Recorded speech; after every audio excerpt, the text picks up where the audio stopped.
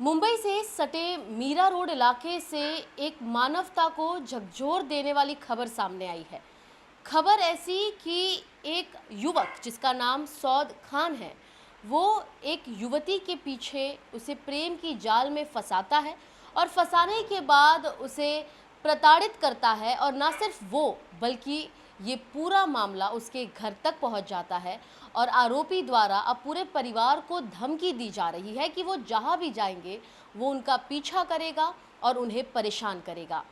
अब विचार करिए कि एक लड़की जो महज कुछ वर्षों की है, उसे इस प्रकार प्रताड़ित करना और इस हद तक उसे परेशान कर देना कि उसने एक बार खुद की जान लेना सही समझा।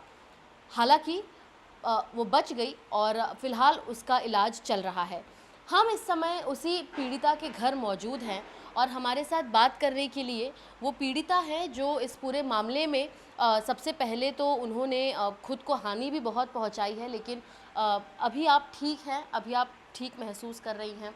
सबसे पहले तो बताइए कि ये मामला पूरा कब का है, कब शुरू हुआ और इसने इतना रौद्र रूप कैसे ले लिया? ये बस 3-4 साल पहले की बात है। मैं उससे मिली थी एक रील्स वीडियो के थ्रू। उसने मुझसे कांटेक्ट किया था, तो हमारी दोस्ती हुई, ऐसे ही आगे बढ़ी दोस्ती। लेकिन मुझे नहीं पता था ये सब इतना बड़ा हो जाएगा। मुझे बस लगता था कि हम दोस्त रहेंगे अच्छे। लेकिन उसने मतलब मारा पीटी, पैसा लेना, रूम में बंद रखना, घर के खिलाफ़ होना और मुझे बोलना कि आप इस्लाम एक्सेप्ट करिए, आप मेरे कास्ट में आओ, मैं मतलब आपको कन्वर्ट कर दूंगा, वो सब करूंगा। तो ये सब ज़्यादा हो गया, घर तक हो गया मेरे। तो इस वजह से मैंने ये स्टेप लिया था। और तो आप बोल रही हो बाबू कि वो आपको अपने पहले तो कहीं जगह पर ले जाता था, वहाँ पर जाकर रूम में बंद करके आपको मारता था, पैसे भी मांगता था। कितने पैसे मांगता था, कितने रुपए आपने दे दिए उसे अब तक? मतलब मुझसे डेली बोलता था 500,000 लेके ही आओ वरना मैं घर आ जाऊंगा आपके। मेरे बिल्डिंग के नीचे आके खड़ा रहता था वो। मतलब मुझे कॉलेज भी एक दिन अटेंड नहीं करने दिया उसने, ना कॉलेज जाने दिया। मेरे एब्सेंस में नाम आ गया कॉलेज में। और बोलता था कि पैसे जहाँ भी, मतलब मैं घर से जैसे निकलती थी, मुझे पैसे दो, मुझे चाहिए। फिर मारा पीटी, अगर मैं पैसे ना दूँ उसे तो वो मुझसे मारा पीटी भी करता था, बहुत मारा करता था ऐसे। मतलब इसी वजह से उसने मुझे ये सब किया था। तो आपने इसके बारे में अपने परिवार को बताना सही समझा, उनसे बात की इस बारे में? स्टार्टिंग में तो ऐसे जब फ्रेंड्स थे हम लोग रील्स वीडियो वगैरह बनाया करते थे, जब तक तो मैंने कुछ नहीं बताया था। लेकिन ये सब ज़्यादा हो गया। जिस दिन वो मुझे घर नहीं आने दिया करता था काफ़ी दिन तक, बोलता था कि मतलब बंद रहो, यहीं रहो, ना घर जाना है ना कहीं। ये सब ज़्यादा हो गया। मेरे घर वाले पूछने लगे मुझसे, तो मैंने उनको शेयर किया, सब बताया करके कि ऐसा है ऐसा है। तो वो मुझे सपोर्ट, मतलब एक घर से आया तब जाके ये सब। हाँ। आपने कहा कि वो आपको इस्लाम धर्म कबूल करने के लिए कह रहा था। क्या कहा करता था, क्या बोलता था वो? बोलता था कि मैं एवरी फ्राइडे कुछ नमाज़ पढ़ता हूँ, तुम भी पढ़ा करो। अगर ये सब करोगी, एवरी फ्राइडे रखोगी, तो मेरे घर वाले तुमको एक्सेप्ट कर लेंगे। आपको कन्वर्ट होना पड़ेगा। मैं शादी के बाद आपका नाम चेंज करूँगा, ये हिंदू नाम नहीं रहने दूँगा, दूसरा एक नाम दूँगा, कुछ आरज़ू आरज़ू करके अपने इस्लामिक नाम दूँगा। उसी नाम से बुलाया करता था, ऐसा बोलता था वो। मतलब कि आपको कन्वर्ट होना पड़ेगा पूरा। और अपने वो किसी के घर वर आपा वापा के घर ले जाया करता था। वहाँ वहाँ वो लोग मतलब वहाँ ऐसा किया करते थे। यानी अपने ही वो धर्म के दूसरे लोगों से भी मिलवाता? हाँ, वो बोलते थे मुझे कि तेरी फैमिली सपोर्ट नहीं करेगी करके आगे चल के, तो तू हमारे पास मतलब रह, ऐसा कर, हम सिखाएंगे तुझे, जो है सब सिखाएंगे, बस अपनी फैमिली का साथ मत दे, वो क्योंकि वो आगे सपोर्ट नहीं करने वाले हैं तुझे, ऐसा कहा करता था। तो उनके घर लेके जाया करता था। ऐसा ये सब ज़्यादा हो गया था उसका, ये सब डेली होने लगा। तो मैंने ये स्टेप लिया था और फिर उसके बाद उसने मतलब ऐसा एक्सेप्ट करने बोला मुझे। तो ये सब मैंने घर पे बताया, तो मेरे घर वाले ने भी मुझे मना किया कि मतलब ये सब ऐसा ज़्यादा हो रहा है वो लड़के का, उससे नहीं रहना है कांटेक्ट में, बात नहीं करना है, अब दूर रहना है दोनों को। मेरे घर वालों ने भी मुझे बहुत समझाया था, लेकिन मैंने अपने घर वालों को उस टाइम पर इग्नोर किया था, उसका ज़्यादा सुना मैंने उस टाइम पर, इसके लिए ये सब हो गया था शायद मेरे। हाँ। उनके उनके घर में और भी ऐसे लोग थे जो आप बता रही हैं कि हिंदू धर्म से उन्हें इस्लाम के धर्म में ले आया जा रहा है वापस से, ऐसी भी लड़कियां थी? हाँ, मतलब उसके भाई थे, उन्होंने शादी की थी किसी हिंदू लड़की से, वो कन्वर्ट हो गए थे। तो उन्होंने बोला कि वो साउथ बोलता था कि मतलब वो कन्वर्ट हुए, मेरी भाभी भी हैं ऐसी ही थी तेरे जैसे, पहले हिंदू थी अब हमारा फॉलो करती हैं सब, तो तुझे भी ऐसा ही करना है, उनकी तरह बनना है तुझे, ये सब करना है, ऐसा वो सिखाया करता था मुझे। तो ये पूरा मामला शुरू हुआ 2022 में, जहाँ पर आप लोग मिले, फिर 2023 में इतनी बड़ी घटना हो गई, आप एक बिल्डिंग से आपने छलांग लगा ली। उसके पीछे का कारण कि वो आपको प्रताड़ित कर रहा था। आपके परिवार से भी आपने बातें साझा की, पुलिस की भी मदद ली होगी आपने, पुलिस ने क्या कहा?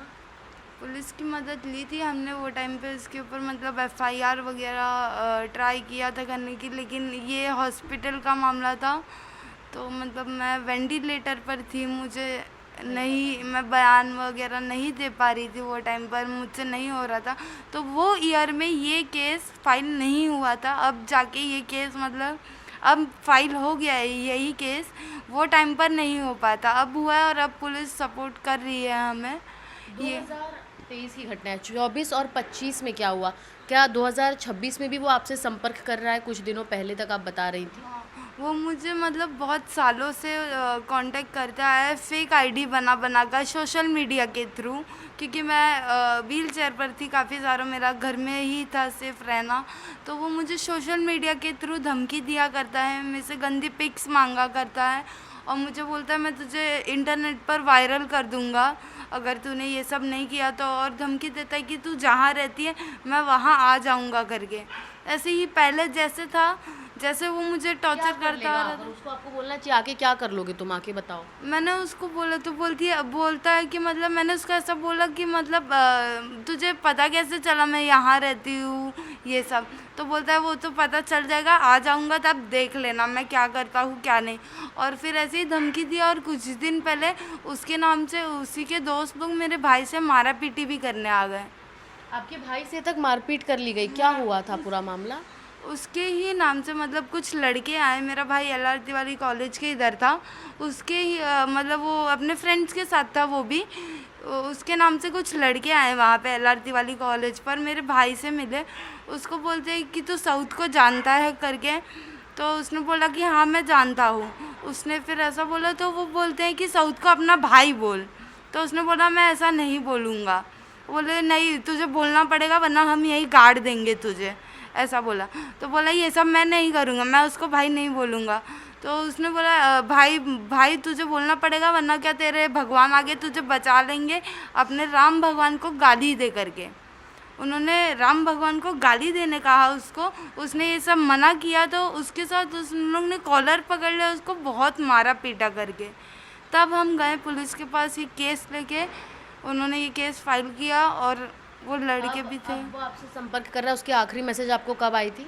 आखिरी मैसेज ये मई में आया था मुझे कि मैं तेरे पिक्स वायरल कर दूंगा जो है मेरे पास, तेरे घर में सबको, ख़ानदान में सबको भेज दूंगा, और इंटरनेट सोशल मीडिया पे हर जगह डालूंगा, सब देखेंगे तुझे, और मुझे अपनी पिक्स भेजा कर, मैं मतलब बहुत मुझे नीड रहती है, मुझे चाहिए रहती है तेरी पिक्स, और मैं ऐसा भेज दूंगा, यही सब मुझे धमकियाँ देते रहता है वो। ड्रग्स भी करते हैं वो लोग? हाँ, वो ड्रग्स भी करता है, बोलता है मैं ड्रग्स किया हूँ, नशे में हूँ, मुझे तेरी पिक चाहिए ही चाहिए। वो नशा करके ऐसा बोलता ही है मुझे, मतलब पता नहीं, और हमेशा बोलते कि मैं ड्रग्स किया हूँ, नशे में हूँ, मुझे पिक्स दे, वायरल कर दूंगा, ये वो ऐसा सब मैसेज आते रहता है मुझे। तो ये पूरे मामले से, क्योंकि आपकी उम्र भी बहुत कम है और इतना सब कुछ आपने देख लिया है, इससे आप क्या समझी, आपको क्या लग रहा है कि ये बहुत जो हुआ है बहुत गलत हुआ है, आपका परिवार इसमें सफ़र कर रहा है, आगे इस चीज़ से बचने के लिए, इसे बंद करने के लिए आपकी सीख क्या है? मेरी सीख यही है कि ज़्यादा कर तो मुस्लिमों से दूर ही रहें, हम उनके कांटेक्ट में ना आए, वही अच्छा है, वरना वो ऐसा ब्रेन वॉश करते हैं, ऐसा ब्रेन वॉश किया है मेरा उस लड़के ने। मतलब 1 साल भी नहीं हुआ है हमें मतलब बातचीत करते हुए, और मेरा ऐसा ब्रेन वॉश कर दिया उसने। क्या क्या मतलब क्या क्या नहीं किया, अपने घर से दूर करवाया, मुझे पढ़ाई लिखाई से दूर करवाया, सब कुछ कर दिया। तो मुझे बस डर लगता है कि ये सब अब मैं ना करूँ वापस। लेकिन उसके मैसेजेस वैसेजेस सब वैसे ही आते हैं, तो मुझे डर लगता है कि यही सब पहले जैसे चीज़ें फिर से ना हो। इन सब से मैं बहुत डरी रहती हूँ, और मारा पीटी हो जाती है मेरे भाई की भी। तो ये सब अच्छा नहीं। तो यहाँ पर आप उन पीड़िता को सुन रहे हैं, उनके कुछ परिजन भी हैं हमारे साथ बात करने के लिए। इतना सब कुछ हो गया और आप लोगों को इसकी भनक कब लगी, आप लोग ने कब इन्हें समझाना शुरू किया था? मैम पहले तो ये रील्स बनाते थे, तो मैं खुद इंस्टाग्राम पे हूँ, तो मैं रील्स देखा करती थी। तो मैंने इससे पूछा कि ये कौन है, तो इसने बोला बुआ बस ऐसे ही रील्स बनाने के लिए मैं इससे बात करती हूँ। फिर काफ़ी टाइम बाद 2-3 महीने बाद 4 महीने बाद मुझे पता चला किसी के थ्रू कि ये दोनों रिलेशनशिप में है। तो मैंने ट्राई किया इसको समझाने का। ऐसा नहीं है कोई भी परिवार अपनी बेटी को पूरा समझाने की कोशिश करता है। मैंने अपने तरफ से मेरे मतलब जितना हो सका मैंने इसको समझाने की कोशिश की, बट वो टाइम पे ये समझ नहीं रही थी। इसका ब्रेन वॉश वो एकदम अच्छे से कर दिया था कि तू अपने घर पे बताएगी तो तुझे सपोर्ट नहीं मिलेगा। और फिर इसको नशा करा के इसकी शायद कुछ ना कुछ पिक्स भी उसने लिया है जो कि चीज़ की आज भी इसको धमकी देती है। तो मुझे जब ये सब मालूम पड़ा मैंने उसे भी अपने घर पे बुला के बैठा के समझाया कि प्लीज़ ये सब मत करो, हमारे में ये सब नहीं होता, ये सब बंद करो। बट वो लड़का मेरी भी नहीं सुनता था। तब के टाइम पे वो मुझे भी धमकी देता था कि क्या कर लेगी, ये मेरे साइड है, तू क्या कर लेगी, तू कुछ नहीं कर पाएगी। मेरे से जितना हो सका मैंने यही कोशिश की थी कि इसको उससे दूर कर दूं। पर वो एक नंबर का गुंडा, बिल्डिंग के नीचे आके खड़े हो जाना, ये किसी भी लड़के से अगर बात भी कर रही है, चाहे वो कोई भी लड़का, उसको मारना, उसको धमकाना कि उससे बात मत कर, मतलब इसके सब फ्रेंड्स को अलग कर देना। इसको सोलो में इसको एकदम मेंटल टॉर्चर कर दिया था। कोई ना इससे बात कर पाता था ना कुछ। और जब मुझे मालूम पड़ा तो मैंने इसे भी समझाने की कोशिश की, मुझसे जितना हो सका किया मैंने, पर तब तक बात हाथ से निकल चुकी थी। बात हाथ से निकल चुकी थी और वही समय था आप लोग का पुलिस को संपर्क करने का। पुलिस को आपने संपर्क किया था उस समय? मैंने पुलिस को संपर्क किया था, पर जब इसने सुसाइड अटेम्प्ट की थी वो टाइम पे इसका बयान ज़्यादा इम्पोर्टेंट रखता था केस के लिए। वो टाइम पे ये बयान के लायक नहीं थी। एटलीस्ट ये एक महीने तक तो ये वेंटिलेटर पे ही थी मेडिटेक हॉस्पिटल में। और उसके बाद घर पे आने के बाद भी कंटिन्यू इसका इलाज अभी तक चल रहा है, चलते आ रहा है। और 1.5-2 साल तो ये व्हील चेयर पे थी, तो हम कैसे तभी बयान देते। और अभी रिसेंट हमने ये भी सोचा था कि ठीक है कोई बात नहीं, वो वहाँ पे, और हमने वहाँ से घर भी चेंज कर दिया। ठीक है, हम वहाँ से घर चेंज करके यहाँ पे आ गए, बट कुछ मतलब नहीं हुआ। उसने पीछा करना नहीं छोड़ा। आई डोंट नो वो किसके थ्रू कहाँ से पता लगा लेता है कि तुम यहाँ रहते हो, मैं वहाँ पे भी आ सकता हूँ, मैं तेरी बुआ को ये कर दूँगा, मैं उसको तेरे घर पे तेरे ख़ानदान में वायरल कर दूँगा। ये सब उसका कंटिन्यू चालू ही रहा। और मैम ऑलरेडी वो तड़ी पार है, ऑलरेडी उसके ऊपर केस है। मैं सिर्फ यही पूछना चाहती हूँ कि ऑलरेडी वो तड़ी पार है, उसके ऊपर केस है, तो अभी तक वो बाहर क्यों है?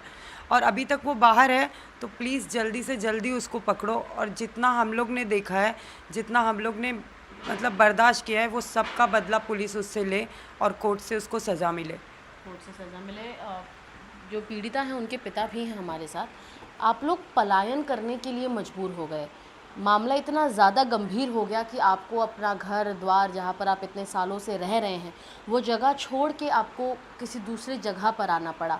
आपको ये सब कब पता चला और आखिर ये मामला इतना गंभीर कैसे हुआ कि आप लोग को अपना घर भी छोड़ना पड़ा उस वजह से? सबसे पहले तो NDTV के माध्यम से ये कहना चाहता हूँ कि ये जो पुलिस की बात है, तो सऊद खान के से कई बार ऐसा हुआ कि उसके भाई, उसके माँ मेरी बिल्डिंग के नीचे आए, मैं गया, उसको समझाया गया।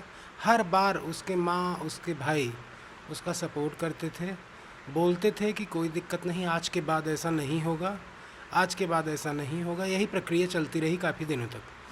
फिर अंत में पता लगा जो है, इसलिए पुलिस के पास ये मैटर नहीं जा पाया। जब इन्होंने सुसाइड किया तो उसके बाद ये एडमिट हो गए। लगभग जो है मर चुकी थी, 4 घंटे वेंटिलेटर पे थी, हर तरीके का नुकसान हुआ। उस टाइम भी उनका भाई आया हॉस्पिटल में, और ये जो बोल रही हैं एक आपा नाम की औरत, वो आई सेटलमेंट कराने के लिए। क्या सेटलमेंट? कि कुछ पैसे ले लो आप, जो है ऐसा हो जाएगा वैसा हो जाएगा, कोई दिक्कत नहीं यानी है। पहले तो आपकी बेटी का धर्म परिवर्तन कराया जा रहा है और उसे चुप कराने के लिए, उस बात को छुपाने के लिए आपको पैसे दिए जा रहे हैं कि पैसे ले लीजिए, जब आपकी बेटी डेथ बेड पर है तब। डेथ पे तो मतलब वेंटिलेटर पे थी, इनको देखने के लिए मैंने 10 दिन बाद इनको देखा था हॉस्पिटल में जाने के बाद। आई बोली कि कुछ पैसे ले लो। आपा ही नाम मैं जानता हूँ, इससे ज़्यादा नहीं जानता हूँ। औरत है नियर अबाउट 50-52 ईयर्स की, 50 से 52 साल की। उनके घर में साउथ इनको लेके जाता था। वहाँ पे जो है तरह तरह के नशे, मतलब कुछ भी ड्रग्स, दारू, ये वो सूखा गीला क्या क्या होता है सब जो है नशा चलता था। घर पे आने में इनको जो है कभी कभी लेट हो जाता था। हम लोग पूछते थे कैसे कहाँ क्या हुआ, लेकिन कोई पॉजिटिव रिस्पांस इनका नहीं आता था उस टाइम पे, इसलिए कि अब पूरी तरह से इनका एकदम से आप समझ लीजिए कि ब्रेन वॉश कर दिया गया था। इनको जो लोग बोलेंगे वही सही दिखता था, हम लोग जो बोलते थे वो गलत दिखता था। तो बोली कि पैसे ले लो, कुछ जो है सेटलमेंट कर लो। तो मैं गया, ये थी हॉस्पिटल में, मुझे बुलाया गया। मैं उनको वहाँ से बोला कि आप देखिए, मजबूर मुझे मत करिए, यहाँ से जाइए। फ़िलहाल मेरा फोकस जो है मेरी लड़की पे है और मैं उसको ठीक कर लूँगा। इसलिए कि 4-5 दिन हो गया था एडमिट होके, कुछ हुआ नहीं था। तो पता नहीं क्यों ऐसा दिल में लग रहा था कि नहीं कुछ होगा नहीं, ठीक हो जाएंगी। ऐसी ऐसी स्थिति, बार बार धमकी देना, बार बार जो है जान से मारना, ये गुंडे मारने की धमकी देना, गुंडई करना। धर्म परिवर्तन की बात आप कर रहे हैं, इनको बोलते थे कि आरजू नाम रखेंगे तुम्हारा। तो क्या हो सकता है, अभी कुछ दिन पहले की, 2-3 दिन पहले की बात है, मेरा लड़का स्टेशन से उतर करके अपना एक छोटा सा फ्रेंड के साथ, वो भी तो छोटा ही है, गया जो है LR तिवारी पे, कुछ काम था उसका ऑफिस का गया। वहाँ पे 2 जन आए, बोले कि साउथ भाई बोलो। वो बोला साउथ भाई तो नहीं बोलूँगा। बोले नहीं बोलना तो पड़ेगा। तब तक पता लगा 3 बाइक आ गई, 4 बाइक आ गई, थार आ गई। इसके बाद उसको जो है बोले कि बुला अपने भगवान को, अब बचाएं। बोलता है ना तुम लोग कि वो भगवान भगवान भगवान ताकत है, तो ज़रा भगवान को बुलाओ। तो बोला भगवान तो हर जगह है, बचना होगा तो बचूँगा। तो उसको जो है कॉलर पकड़ करके, उसका एक बात और बड़ी टिपिकल है कि 1 महीने 2 महीने पहले उसकी सर्जरी एक्सीडेंट हुआ था, 2 लाख रुपए हमने खर्च किया था वो लड़के के बारे में। उसकी यहाँ पे सर्जरी हुई है, दांत उसके लगे हैं, उसको जो है मारे। और उस पर तो खैर कुछ हुआ नहीं, उस पर तो NC ही नॉर्मल किए पुलिस वाले, बाकी का तो कोई एक्शन नहीं, उसको छोड़ भी दिए, चलता है। लेकिन जो है अब जो हो रहा है उसका सिर्फ मेरे पास में एक ही रास्ता है कि एक बार ये सुसाइड की थी, अब जो है पूरा परिवार आत्महत्या करने के लिए मजबूर है अगर हमको न्याय नहीं मिलेगा। ऐसा क्यों लग रहा है आपको? अगर आप कह रहे हैं कि आप लोग पुलिस के पास जा रहे हैं, हालांकि जो कार्रवाई होनी चाहिए वो कार्रवाई नहीं हो पा रही है, नहीं की जा रही है जो जो होनी चाहिए, लेकिन पूरा परिवार यहाँ पर मजबूर हो रहा है, इतना परेशान और प्रताड़ित हो रहा है, इसके पीछे का क्यों आपको ऐसा लग रहा है कि अब पूरे परिवार को ऐसा कदम उठाना पड़ेगा? आखिर सीधी सी बात है, क्या है हमारे पास में? हर तरीके से तो हम बर्बादी हो गए हैं। हम वहाँ से जो है, पहली बात वहाँ रेंट पे रहते थे, वहाँ 22,000-23,000 रुपये रेंट महीने का था। वहाँ से हम लोग आए जो है यहाँ की, चलो अब जो हो गया, अब नई लाइफ शुरू करते हैं अपनी। अब उसमें भी इतनी दिक्कत आ रही है, यहाँ आने पे भी चैन सुकून नहीं। यहाँ भी पता लगा साउथ खान नाम का आतंक शुरू है। तो क्या किया जाए बताइए?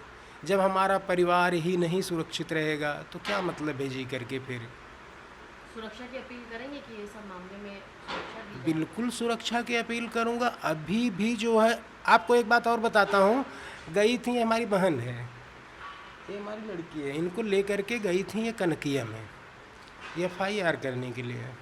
आपको बताऊँ, वहाँ भी सऊद के जो ये टट्टू बट्टू है ना, वो वहाँ भी आकर के इनको बोल रहे थे, धमकी दे रहे थे कि क्यों जो है ऐसा उसके बारे में कर रही हो, कुछ नहीं होगा, जाओ यहाँ से। पुलिस स्टेशन के सामने, ये कहीं दूर की बात नहीं, पुलिस चौकी के सामने अगर इस तरीके से कोई घर वालों गए हैं FIR करने के लिए, पीड़ित हैं जो है, तो मुझे क्या किया जाएगा बताइए? अगर हमको न्याय नहीं मिलेगा तो जी के क्या फायदा? खान अभी भी गिरफ्तार हुआ नहीं है। पुलिस कह रही है कि वो तड़ीपार व्यक्ति है, उस पर पहले से इतने मामले दर्ज हैं, आप लोगों को सुरक्षा भी दी जाएगी। तो अब जब वो फिलहाल गिरफ्त में नहीं है तो अभी भी डर लग रहा होगा कि भाई पता नहीं कब क्या कर दे वो। अरे डर मतलब हर दम डर बना हुआ है। डर का आप यूँ कह सकते हैं कि उसका आतंक है जो है हमारे परिवार पे। वो बोला भी है कि नए गांव में जहाँ रहती हो मुझे मालूम है, आकर के वहाँ कुछ कर दूंगा। अभी मान लीजिए एक बार तो मैंने कैसे कैसे करके इनको जो है बचाया है, दोबारा कुछ होगा तो अब तो कुछ नहीं है, क्या करूँगा, कुछ नहीं। फिर वही जो है भगवान ही देखें। अगर प्रशासन पुलिस नहीं देखती है तो फिर भगवान देखें। आप समझिए कि एक परिवार ने अपना सब कुछ दांव पर लगाकर, सब कुछ खर्च कर कर अपनी बेटी को पहले तो बड़ा किया, और जब एक व्यक्ति के चलते, सौद खान नामक व्यक्ति के चलते वो लड़की आत्महत्या करने पर उतर आती है, उसके बाद भी उस लड़की को बचा लिया गया है। लेकिन इस सब के बावजूद सौद खान अभी भी इस लड़की को, इसके परिवार को डरा रहा है, धमका रहा है, कह रहा है कि तुम जहाँ पर रहती हो वहाँ पर आकर तुम्हारे साथ ये बदसलूकी करेगा।